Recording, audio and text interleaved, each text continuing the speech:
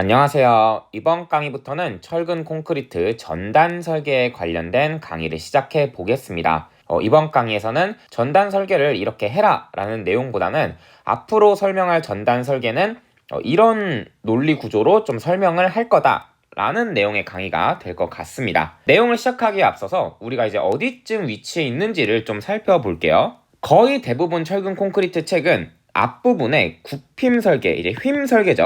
굽힘 모멘트 M에 대한 설계인 휨 설계를 다루게 됩니다. 그리고 그 다음 챕터에 보통 우리가 지금부터 할 전단 설계를 배우게 돼요. 근데 이게 사실 어떻게 보면은 되게 당연한 서순입니다. 왜냐면 제가 재료역학 때 내력은 4가지가 있다라는 얘기를 드렸거든요. 충력 N, 비틀림 모멘트 T, 전단력 V, 굽힘 모멘트 M 이렇게 4가지밖에 힘이 없습니다. 근데 그중 하나인 굽힘 설계, 휨 설계를 앞부분에서 배운 거고, 그럼 이제는 당연히 이 3가지 중에 하나를 택해서 설명을 해야 돼요. 그래서 이제 전단 설계가 나오는 거고, 그리고 그 다음 챕터에는 비틀림 설계를 여러분이 배우게 될 겁니다. 그리고 뒷부분에 가면은 이 충력에 대한 기둥에 해당하는 설계가 이제 내용이 있어요. 그러니까 철근 콘크리트 구조 설계는 이 내력 4가지 있죠. NT, VM 이거를 이제 하나씩 어떻게 물체로 대응을 해나갈지에 대한 이야기를 하는 겁니다. 그래서 굽힘 모멘트를 시작했고 이제 전단력 그 위치에 와 있는 거예요.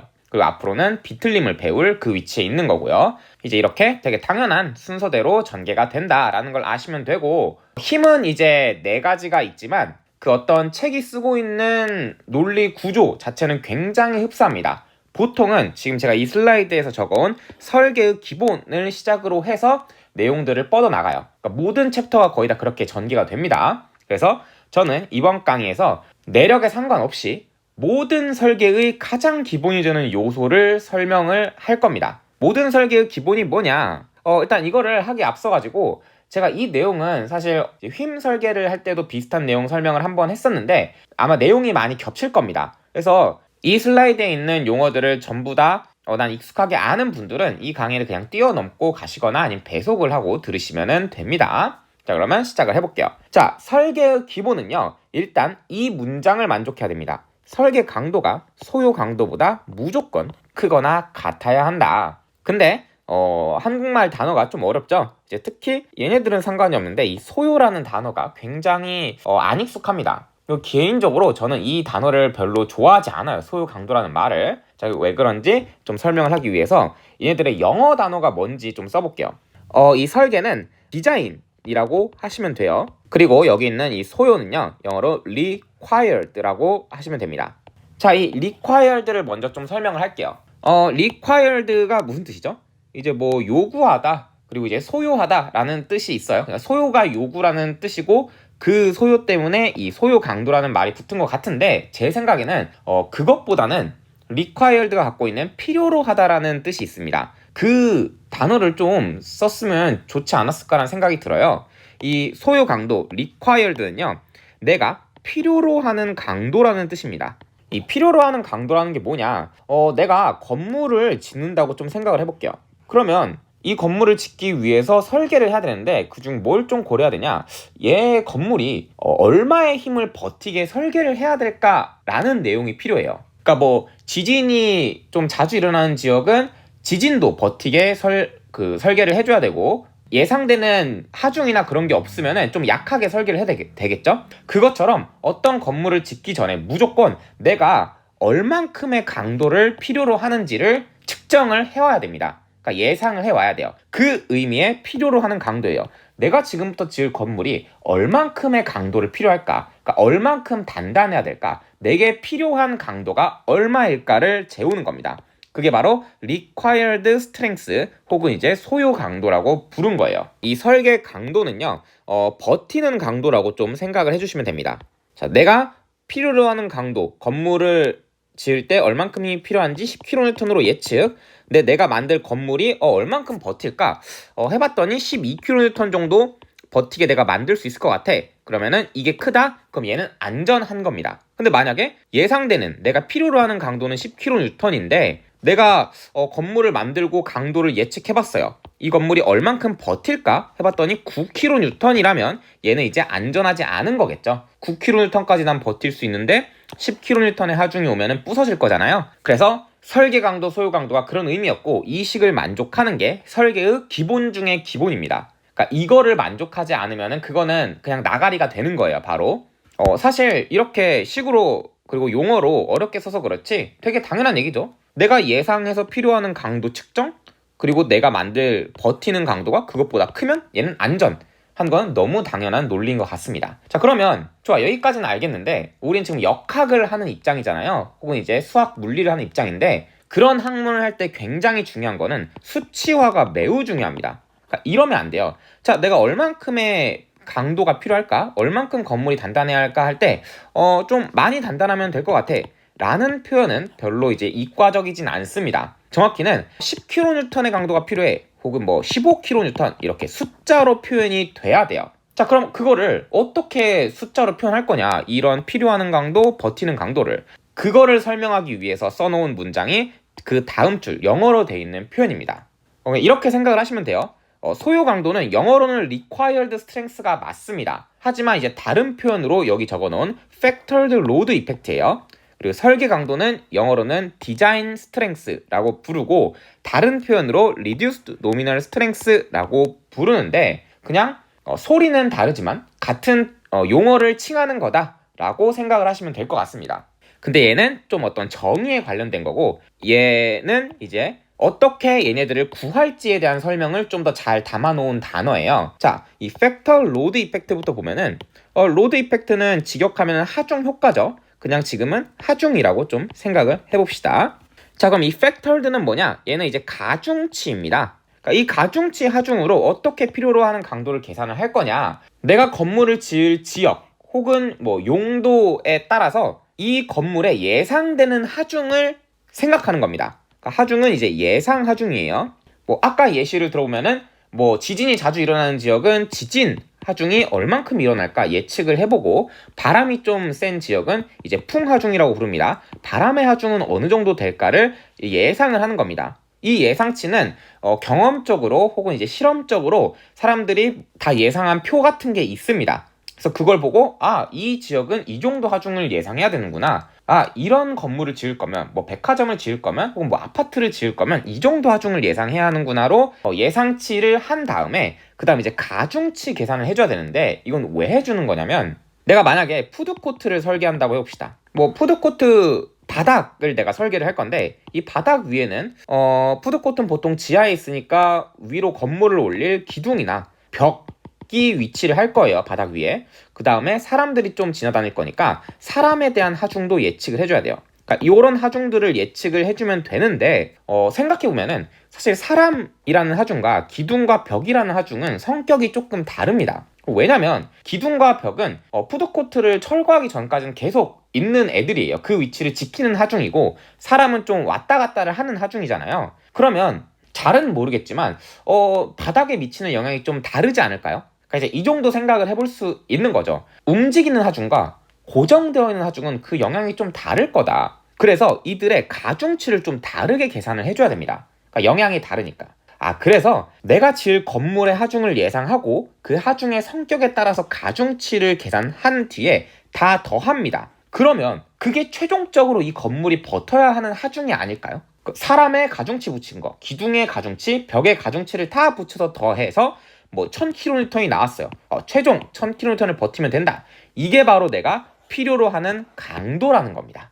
그래서 필요로 하는 강도는 가중치 하중을 이용해서 계산을 하면 되는 거구나. 그리고 앞에서 혹시 휨 설계를 하셨다면 이런 식이 있었죠. 1.2D 플러스 1.6L. 이게 바로 내가 가중치 하중을 계산했던 겁니다. 그래서 그게 필요로 하는 강도가 될 거고, 좋아, 여기까지는 알겠어.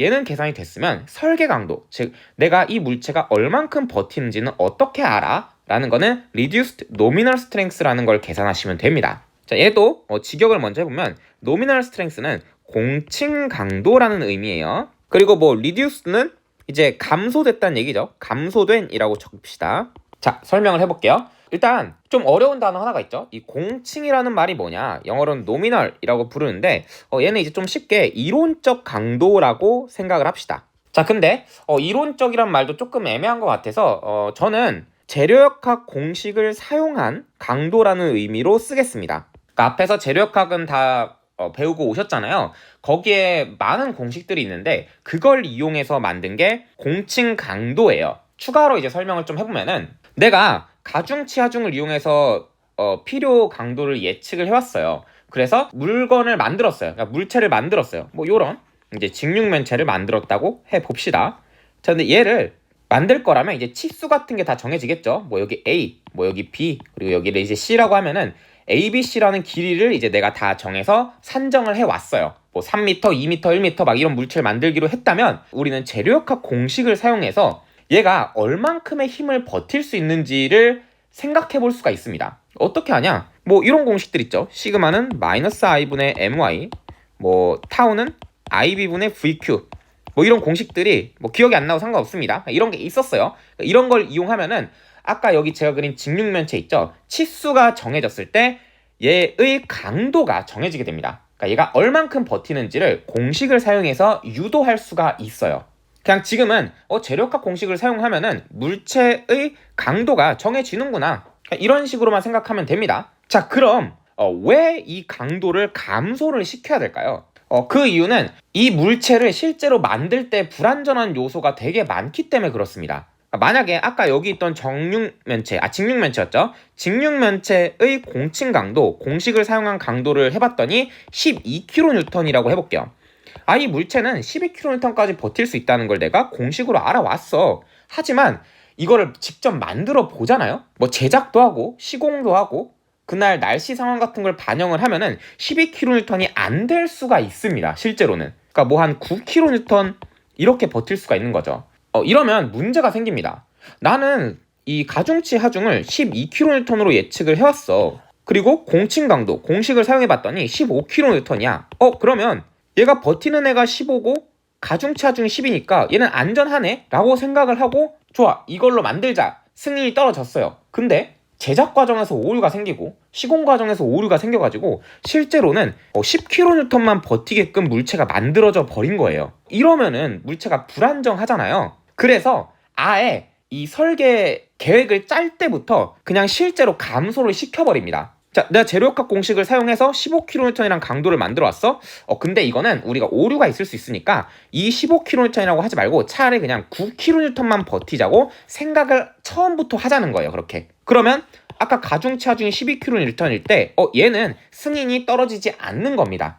얘 안전하지 않아. 공식을 사용해서 15kN이었다고 할지라도 우리가 상황들을 고려해 봤을 때 얘는 9kN만 버틴다고 생각하는 게 합당하고, 그러면 가중치 하중 12kN보다 크거나 같은 게 아니기 때문에 얘는 불안정해. 그래서 이 공식을 통과하려면 이렇게 해야 됩니다. 가중치 하중이 12kN이라면 공식을 사용했을 때 아예 그냥 막 30kN처럼 큰 값이 나와줘야 돼요. 그래서 이거를 감소를 딱 시켜가지고 15kN 정도가 나오게 만든 다음에 그때서야 얘가 얘보다 크니까 얘는 안전하다라는 판단을 해주는 겁니다. 그래서 공칭 강도를 감소를 시켜주는 거예요. 현장에 불안정성이 있기 때문에. 그러니까 이제 되게 보수적으로 잡는 거죠. 여기까지가 이제 설계의 가장 기본이 되는 내용입니다. 한 번만 요약을 해보면은 이제 이 식에서부터 시작을 하는 겁니다. 내가 건물을 지을 건데 여기 건물이 얼만큼의 힘을 버텨야 하는지 필요 강도를 예측을 해와. 그리고 그 예측을 바탕으로 더 많이 버티게끔 물건을 만들면 돼, 건물을 지으면 돼 라는 기본 아이디어인데, 그럼 버티는 강도와 필요로 하는 강도는 어떻게 우리가 수치화 시킬 거야? 숫자로 나타낼 거야? 필요로 하는 강도는 그 건물이 받을 하중을 예상한 다음에 그 하중의 성격에 따라서 움직이는지 고정되는지 이런 거에 따라서 가중치를 붙여서 계산을 해주자. 버티는 강도는 일단 치수를 정해봐. 그러니까 내가 만들고 싶은 건물의 치수를 뭐 3m, 뭐 가로 3m, 세로 1m, 뭐 높이 2m 이렇게 했다면 이거를 이제 공식을 사용해서 얼만큼 버티는지에 대한 이론적 강도를 얻을 수가 있을 거야. 근데 이 이론적으로 버티는 강도는 현장의 불안정성 때문에 실제 강도가 감소될 수 있으니까 아예 처음부터 설계할 때 그냥 얘를 감소를 시켜버리자. 그러니까 보수적으로 얘가 20kN 버틸지언정 나는 설계할 때 10kN 정도 버틴다고 생각을 하자. 근데 이렇게 감소시킨 10kN조차 이 가중치 하중보다 크다면 걔는 아마 안전할 거야 라는 생각을 한 겁니다. 자, 여기까지가 이제 기본 내용이고, 근데 우린 지금 전단 설계를 하는 거잖아요. 그럼 전단 설계 입장에서 이 식들을 바꾸면 이렇게 됩니다. 전단력은 이제 V라고 쓰죠. 여기에 가중치 하중을 예상한다고 돼 있는데 이 하중이 전단 설계에서는 이제 전단력 V가 되는 거고 알파벳으로는 VU라고 적게 됩니다. 뭐 얘도 이제 한국말을 써주면은 개수 전단력이라고 부르게 돼요. 그리고 이 reduced nominal strength 감소된 공칭 강도 이 표현은 여기 아래 파이 VN이라고 적으시면 됩니다. 전단력에서 이제 V를 써준 거고 이 N은 이 nominal strength의 약자예요. 그래서 공칭 강도가 요 VN이고요. 이 파이 있죠? 이 파이를 곱해주면서 감소를 시켜주는 겁니다. 이 파이는 이름이 강도 감소 계수라고 불러요. 그리고 이 VN은 공칭 강도여서 그냥 따로 적진 않겠습니다. 강도 감소 계수는요.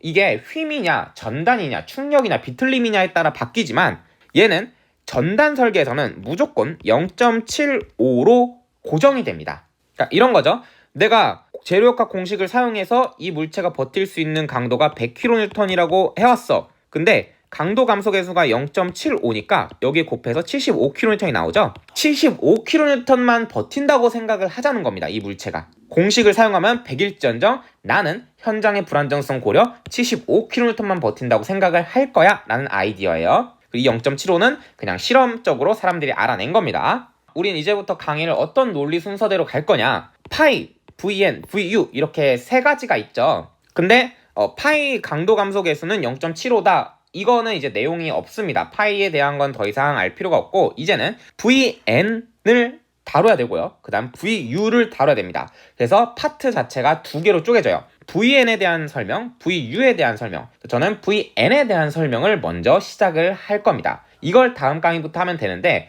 정확히 VN에 뭘 설명을 할 거냐. 지금 이 슬라이드에 있는 표현 중에서 이 버틴다라는 표현이 굉장히 애매해요. 버틴다라는 게 뭘까요? 자, 여기다 적을까요? 버틴다. 그러니까 이 물체가 힘을 버틸 거야. 그 버틴다의 기준은요. 파괴가 일어나지 않는다라는 의미일 겁니다. 파괴가 안 일어나면 그거는 힘을 버틴 거라고 할 수 있겠죠.